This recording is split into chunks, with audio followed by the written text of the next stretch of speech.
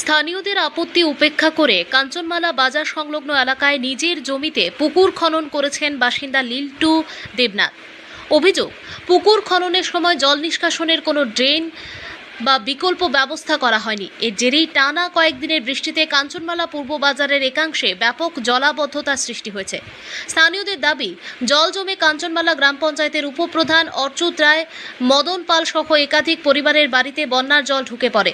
ভুক্তভোগীদের অভিযোগ, আগে কখনো এই এলাকায় এভাবে জল জমেনি, কারণ জল নিষ্কাশনের একটা নির্দিষ্ট পথ ছিল, কিন্তু পুকুর খননের পর সেই পথ বন্ধ হয়ে যাওয়ায় বর্তমান পরিস্থিতির সৃষ্টি হয়েছে।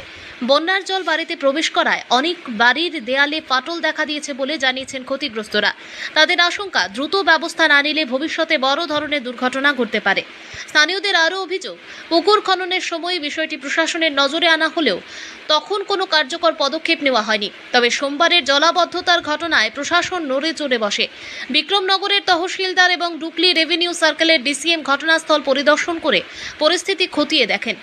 পরে সমস্যা দ্রুত সমাধানের লক্ষ্যে প্রশাসনের উদ্যোগে পঞ্চায়েত প্রতিনিধিদের নিয়ে কাঞ্চনমালা গ্রাম পঞ্চায়েতে একটি জরুরি বৈঠক অনুষ্ঠিত হয়।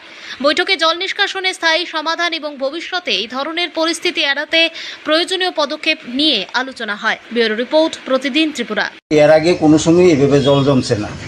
তো মানে কি কারণে হঠাৎ করে এই বছর হঠাৎ করে আমার পার্শ্ববর্তী লিল্টু দেবনাথ, বাবা মৃত, এর বাবার নামটা জানি কি, তা জিতেন্দ্র দেবনাথ, ও একটা পুকুর খনন করছে।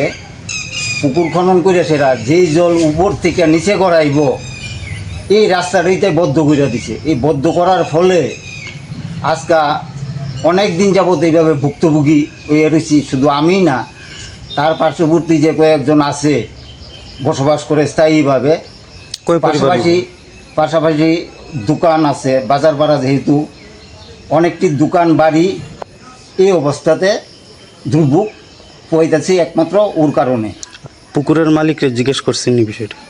পুকুরের মালিক যে ওর ব্যাপারে আজকে মাস 3 আগে একবার করা হয়েছিল যে তুমি পুকুর খনন করো, ভালো কথা, পুকুর একটা দরকার প্রয়োজন, কিন্তু একটা জিনিস কইরো, জল নিষ্কাশনের ব্যবস্থা অন্তপক্ষে রাখো। কিন্তু সে পাক্কা উত্তর দেয়, মানে অগ্রামীভাবে উত্তর দেয় না, তে রাস্তা রাখতো না, তার জুতের জায়গা না, কি জায়গা না, হেন তেন এখন যে জল জমছে মানে ওই তার বাদের ফলই বাদ দেওয়াতে এই উপরে জল নিজ দিকে গড়াইতে পারে না। যে দীর্ঘদিনের আমার জন্মসূত্রেই হ্যাঁ না, আমি দীর্ঘদিনে এদিকে কোনো সময় এইভাবে জল জমছে না। এই আজকে এই কিছুদিন যাবত, কয়েক মাস যাবত এইভাবে দুর্ভোগ হইতেছে। কয় পরিবার হইব? কেন পরিবার 6 থেকে 5-6 পরিবার। দোকান সদলে তো আরোই আছে। পার্শ্ববর্তী উপপ্রধানের বাড়িও দেখলাম। হ্যাঁ, এনে উপপ্রধানের বাড়ি আছে।